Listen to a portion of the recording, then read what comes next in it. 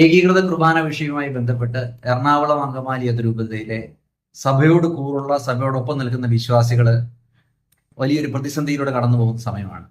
അതിലുപരി ഇനി വരാനിരിക്കുന്ന സിനഡിലേക്ക് ആകാംക്ഷയോടെ വിശ്വാസികൾ ഉറ്റുനോക്കിയിരിക്കെ സഭാ നേതൃത്വത്തിൽ നിന്നും വിമതപക്ഷത്തിൽ നിന്നും എല്ലായിടത്തു നിന്നും ചിത്രീകരിക്കപ്പെടുന്ന ഒരു ഭാഷ്യം ഇവിടെ എറണാകുളം അങ്കമാലി അതിരൂപതയില് വിമതരെന്ന് വിളിക്കപ്പെടുന്നവരുമായിട്ടുണ്ടാക്കിയ സമവായം ഒരു വിജയമായിരുന്നെന്നും അതിന്റെ ഭാഗമായിട്ട് ഇപ്പോൾ ഓരോ ഇടവകളിലും സഭയുടെ ഏകീകൃത ബലി അർപ്പിക്കപ്പെടുന്നു, അത് ഭൂരിഭാഗം ഇടവകളിലും അർപ്പിക്കപ്പെടുന്നു എന്നൊരു പൊതുഭാഷ്യം നിർമ്മിച്ചെടുക്കുന്നതിൽ ഈ സമവായത്തിന് പിന്നിൽ പ്രവർത്തിച്ചവര് വിജയിച്ചിട്ടുണ്ടെന്ന് തോന്നുന്നു.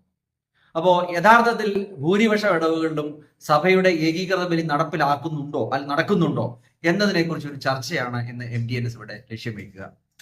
ഈ ഒരു അവസരത്തിൽ പുറമേ കേൾക്കുന്ന ഈ ഒരു ഭാഷ്യം, ഇത് ഈ സമവായം വിജയമായിരുന്നു, ഇത് ഉദ്ദേശിച്ച രീതിയിൽ ഒരു പുരോഗതി നമ്മുടെ സഭയ്ക്ക് നൽകുന്നുണ്ടോ എന്നുള്ളതാണ് നമ്മളിവിടെ ആദ്യം ചർച്ച ചെയ്യുന്നത്.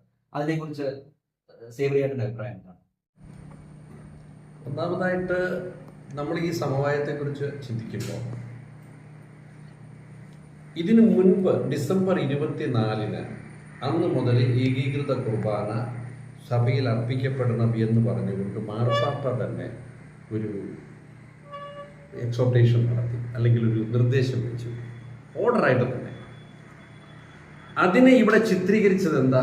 ഡിസംബർ 25 ഒരു കുർബാന ചൊല്ലിയാൽ കാര്യം അവസാനിച്ചു. ഡിസംബർ 25 കുർബാന ചൊല്ലി പരിപാടി അവസാനിപ്പിച്ചു. തുടർന്ന് ചെല്ലണമെന്ന് പറഞ്ഞിട്ടില്ല. അതാണ് അന്ന് സംഭവിച്ചത്. ആ ഡിസംബർ 25 തന്നെ എപ്പോഴൊക്കെ കുർബാന ചൊല്ലി എന്നുള്ളത് നാട്ടുകാർക്ക് അറിയാം. ചിലര് പാതിരാത്രിക്ക്, പിറ്റേ ദിവസം 25 പാതിരാത്രിക്ക് ചെല്ലിയവരുണ്ട്. അതും അച്ഛന്മാർ തന്നെ വിശ്വാസികളോട് പറഞ്ഞു, വീട്ടിൽ നിന്ന് തലോണയും കിടക്കി എന്താ കൊണ്ടുവരാത്തതെന്ന് പറഞ്ഞു.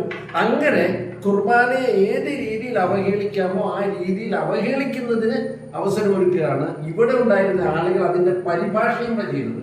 മാർപ്പാപ്പയുടെ ഒറിജിനൽ ഇതിനകത്ത് വളരെ കൃത്യമാണ്. 25, 24 വൈകിട്ട് മുതൽ ക്രിസ്മസ് ഈവ് മുതൽ തുടർന്ന് അങ്ങോട്ട് ഏകീകൃത കുർബാന അർപ്പിക്കണമെന്ന് പറഞ്ഞത് നമ്മുടെ ചില വിദ്വാൻമാർ ഇവിടെ ഇരുന്നുകൊണ്ട് പരിഭാഷപ്പെടുത്തി 24-ാം തീയതി മാത്രമായിട്ട് അവസാനിപ്പിച്ചു. നമുക്കറിയാവുന്ന കാര്യമാണ്. ഇവിടെ വളരെ കൃത്യമായി റോമിന്റെ നിർദ്ദേശത്തിന്റെ അടിസ്ഥാനത്തിൽ നമ്മളുടെ അപ്പസ്തോലിക്ക അഡ്മിനിസ്ട്രേറ്ററും ഇപ്പോൾ സഭയുടെ എറണാകുളം അങ്കമാലി അതിരൂപതയുടെ ആർച്ച് ബിഷപ്പായിട്ടുള്ള മേജർ ആർച്ച് ബിഷപ്പും ഒരു സർക്കുലർ പുറത്തിറക്കി. ആ സർക്കുലറിൽ വളരെ കൃത്യമാണല്ലോ കാര്യങ്ങൾ. അതായത് തുടർന്ന് അങ്ങോട്ട് ജനാഭിമുഖ കുർബാന അർപ്പിക്കുന്ന ആളുകൾ പള്ളിക്ക് വെളിയിലാണ്, കത്തോലിക്ക പള്ളിയിൽ ഉണ്ടാവില്ല. ഒന്ന്. രണ്ടാമത്തത് 21-ാം തീയതി ഇറങ്ങിയ സിനഡാനന്തര കത്താണ്. അതിനകത്ത് വളരെ കൃത്യമായിട്ട് പറഞ്ഞിട്ടുണ്ട്, അത് മാത്രം പോരാ, ഒരു കുർബാനയെങ്കിലും എല്ലാ ഞായറാഴ്ചകളിലും കടമുള്ള തിരുനാളുകളിലും ആ പള്ളിയിലുള്ള വൈദികരെല്ലാവരും അർപ്പിക്കണമെന്നാണ് പറഞ്ഞിട്ടുള്ളത്. അല്ലാതെ പള്ളിയിൽ ഒരു കുർബാന അർപ്പിക്കണമെന്നല്ല പറഞ്ഞിട്ടുള്ളത്. ഒരു വികാരി, അസിസ്റ്റന്റ് വികാരി ഉള്ള സ്ഥലത്ത് 2 കുർബാന അർപ്പിക്കണം. അങ്ങനെ വരുമ്പോൾ 2 പേരും ഒരു കുർബാനയെങ്കിലും അർപ്പിക്കണം. ഇതാണ് കത്തിൽ പറഞ്ഞിട്ടുള്ളത്. അതിനെ അട്ടിമറിക്കുന്നതിന് വേണ്ടി സമവായം ഉണ്ടാക്കി. വേറെ ഒരു ലക്ഷ്യവുമില്ല, അതിനെ അട്ടിമറിക്കുക. അങ്ങനെ സമവായം ഉണ്ടാക്കി. ശരി, അതിന്റെ എന്ത് പുരോഗതി ഉണ്ടെന്നല്ലേ? അതെ. 80% സ്ഥലത്തും പള്ളികളില് ഈ കുർബാന അർപ്പിച്ചെന്നാണ് നമ്മുടെ PRO പറയുന്നത്. PROക്ക് എവിടുന്ന് ആ വിവരം കിട്ടിയെന്നുള്ളത് ദൈവം തമ്പുരാനെ അറിയത്തുള്ളൂ. അദ്ദേഹത്തിന് മാത്രമേ അറിയത്തുള്ളൂ. ഈ നമ്മൾക്കറിയാം. ഇപ്പോ ഇതിനെക്കുറിച്ച് കണക്കെടുത്തപ്പോൾ ഒരു 3-4 ഫൊറോനകളുടെ ഇതുവരെയുള്ള കണക്ക് എന്റെ കൈവശമുണ്ട്. അവിടെ 80% സ്ഥലത്ത് കുർബാന ചെല്ലിയിട്ടില്ല. എനിക്ക് തോന്നുന്നത് കണക്കിൽ എന്തോ തിരുമണവ് പറ്റിയതാണ്. പുള്ളിക്കാരന് 80 സ്ഥലത്ത് കുർബാന അങ്ങനെ കൈവപ്പത്തം ഉണ്ടായതാകാം. 80% സ്ഥലത്ത് കുർബാന അർപ്പിച്ചില്ല എന്നുള്ളത് അർപ്പിച്ചെന്നായിപ്പോയതാവാം. നാവുപിഴ എല്ലാവർക്കും പറ്റുമല്ലോ. ഇതായിരിക്കാം PROയ്ക്ക് സംഭവിക്കും. നാവുപിഴ പറ്റാം. തീർച്ചയായും ആർക്കും നാവുപിഴ എപ്പോ വേണമെങ്കിലും സംഭവിക്കാമല്ലോ. ഈ സമവായം പുറത്തുള്ള സഭയോടൊപ്പം നിൽക്കുന്ന ഒരു സംഘടനകളെയും ആൾക്കാരെയും അറിയിക്കാതെ സ്ഥാപിത താല്പര്യത്തോടും ലക്ഷ്യത്തോടും കൂടി വിമത പക്ഷത്തുള്ളവരെ രഹസ്യമായി മൗണ്ടിൽ വിളിച്ചു വരുത്തി ഒപ്പിട്ട ഒരു സമവായം. സമവായം എന്ന് വിളിക്കുന്ന ഒരു സംഭവം തന്നെ സിനഡിനെ മറികടന്നുകൊണ്ടുണ്ടായതാണ്.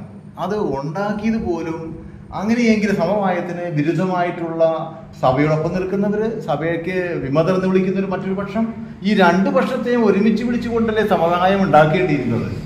അതല്ലാതെ സഭയെ എന്നും വെല്ലുവിളിച്ചുകൊണ്ടിരിക്കുന്ന ഒരു വിഭാഗം ആളുകളെ വിളിച്ചു വരുത്തിക്കൊണ്ട് സമവായം ഉണ്ടാക്കിയെങ്കിൽ അത് തന്നെ പെശകാണ്. അപ്പൊ അത് സിനഡിന്റെ അധികാരമില്ലാതെ ചെയ്യുന്നത് കൊണ്ടാവാം ഒരു പക്ഷേ അത് തെറ്റ് ചെയ്യുകയും ചെയ്തു. ഇനി അത് ശരിയാണെന്ന് വരുത്തി തീർക്കണമെങ്കിൽ കുർബാന ചൊല്ലി എന്ന് വെക്കണം. ഞങ്ങൾ മുന്നോട്ട് വെച്ചൊരു കാര്യം കൊണ്ട് കുർബാന ചൊല്ലി എറണാകുളം അതിരൂപതയിൽ പുരോഗതി ഉണ്ടായി എന്ന് വരുത്തി തീർക്കാനാണ് 20% ചൊല്ലി കൊടുത്ത് 80% ആക്കിയത്. 20% ചൊല്ലി എന്ന് പറയുമ്പോൾ തന്നെ ആത്മാർത്ഥമായിട്ട് ചൊല്ലിയ ഒരു പള്ളി ചൂണ്ടിക്കാണിക്കാൻ കഴിയുമോ? എടുക്കട്ടെ, ഒരു സമയം ഒരു പക്ഷേ അസമയത്ത് 3 മണിക്ക് ചൊല്ലുന്ന കുർബാന വേറെ ഒരാഴ്ച വന്നപ്പോൾ അത് 11:30 ആക്കി, വേറൊരു സമയം വന്നപ്പോൾ 7:30 മണിക്കാക്കി. 2-3 കാര്യങ്ങൾ എൻ്റെ മനസ്സിലേക്ക് വരുന്നത് ഞാൻ പറയാം. ഒന്ന്, ഇത് കുർബാന ഈ പറഞ്ഞതുപോലെ ഭൂരിഭാഗം പള്ളികളിൽ നടക്കുന്നില്ല. അഥവാ നടക്കുന്നുണ്ടെങ്കിൽ 20% അടുത്ത് നടക്കുന്നുണ്ട്, 80% അടുത്ത് നടക്കുന്നില്ല. ഒരു മിനിറ്റ്, ഇത് പറഞ്ഞിട്ട് ഇപ്പൊ റോബിൾ പറഞ്ഞ ഒരു കാര്യം പറഞ്ഞിട്ടുണ്ട്. 20% പള്ളികൾ പോലും നടക്കുന്നില്ല എന്ന് പറയുമ്പോൾ ഏതാണ്ട് അതിനടുത്ത് അല്ലെങ്കിൽ 15 അല്ലെങ്കിൽ 10 നടക്കുന്നുണ്ട് എന്നൊരു ധാരണ വരും. 10 പോലും ഇല്ല, 1% പോലും ഉണ്ടെന്ന് തെളിയിക്കാനായിട്ട് ഇവിടെ സഭാ നേതൃത്വത്തിന്റെ കയ്യിൽ എന്തെങ്കിലും കണക്കുണ്ടോ? അതായത് സർക്കുലർ നോക്കാം, അറിയിപ്പും പരിപാടി എല്ലാം വിട്ടേരെ. ജൂൺ 9 സർക്കുലർ കഴിഞ്ഞു. അതിനുശേഷമാണ് സിനഡിന് ശേഷം 21 കടമുള്ള ദിവസങ്ങളിലും ഞായറാഴ്ചകളിലും ഒരു ഏകീകൃത കുർബാന വീതം അർപ്പിച്ച് തുടങ്ങണം. അത് കാറ്റഗിസത്തിന്റെ ഭാഗമാണ്. ആർക്കാണ് ഈ കാറ്റഗിസം? വിശ്വാസികൾക്കാണോ അച്ഛന്മാർക്കാണോ? ഞാൻ പറഞ്ഞ ഈ വിഷയമൊന്നും ഇവിടെ ആരും ചർച്ച ചെയ്തിട്ടില്ല. ചർച്ച ചെയ്യണം. കാരണം പൊതുസമൂഹം അറിയണം ആർക്കാ കാറ്റഗിസം വേണ്ടത്. വിശ്വാസികൾ. ഇത് വാലിഡ് പോയിന്റാ. അച്ഛന്മാർക്ക് കാറ്റഗിസം കൊടുക്കാൻ വേണ്ടിയിട്ടാണോ ഈ ഒരു സ്വഭാവം? വിശ്വാസികൾക്ക് കാറ്റഗിസം ആണെങ്കിൽ വിശ്വാസികൾ 100% 3/4 മണിക്കൂർ, ഞായറാഴ്ചകളിൽ 1 മണിക്കൂറും അൾത്താറിയിലേക്ക് മാത്രം തിരിഞ്ഞു നിൽക്കുന്ന വിശ്വാസികൾക്ക് എന്തിനാണ് കാറ്റഗിസം? അതിനേക്കാൾ പ്രധാനപ്പെട്ട ഒരു കാര്യം ഇപ്പം ആനുഷംഗികമായിട്ട് നമ്മുടെ ജോമൻ പറഞ്ഞതുകൊണ്ട് ഞാൻ ആഡ് ചെയ്യാം. വിശ്വാസികൾക്കാണ് കാറ്റഗിസം എങ്കിൽ വിശ്വാസികൾക്ക് കാറ്റഗിസം കൊടുക്കാൻ വേണ്ടി അർപ്പിക്കപ്പെടുന്ന ദിവ്യബലി ഷെഡ്യൂൾഡ് മാസാവണ്ടേ? അത് തോന്നിയ സമയത്താണോ? ആളുകൾ അറ്റൻഡ് ചെയ്യുന്ന സമയത്ത് വേണം കുർബാന അർപ്പിക്കാൻ. സെവറായിട്ട് പറഞ്ഞ പോയിന്റിലേക്ക് വരും. അത് വാലിഡ് പോയിന്റ് ആണ്. പക്ഷെ ഞാൻ പറയാൻ വന്നത് അതിനേക്കാൾ മുമ്പ് മറ്റൊരു കാര്യമുണ്ട്. വിശ്വാസികൾക്ക് കാറ്റഗിസം ആവശ്യമില്ല. കാരണം കാലാകാലങ്ങളായിട്ട് സഭയുടെ ആരംഭം മുതൽ എന്ന് മുതൽ സീറോ മലബാർ സഭയിൽ പരിശുദ്ധ കുർബാന ഉണ്ടോ അന്ന് മുതൽ ഇന്ന് വരെ 2000 വർഷവും അൾത്താരയിലേക്ക് മാത്രം നിന്ന് ബലിയർപ്പിക്കുന്നവരാണ് വിശ്വാസികൾ. വൈദികർക്കാണ് അപ്പോൾ അവിടെ കാറ്റഗിസം വേണ്ടത്. വളരെ കറക്റ്റാണ്. ഒരേ സ്വരം, ഒരേ മനം, ഒരേ ബലി. ഒരേ സ്വരം, ഒരേ മനം, ഒരേ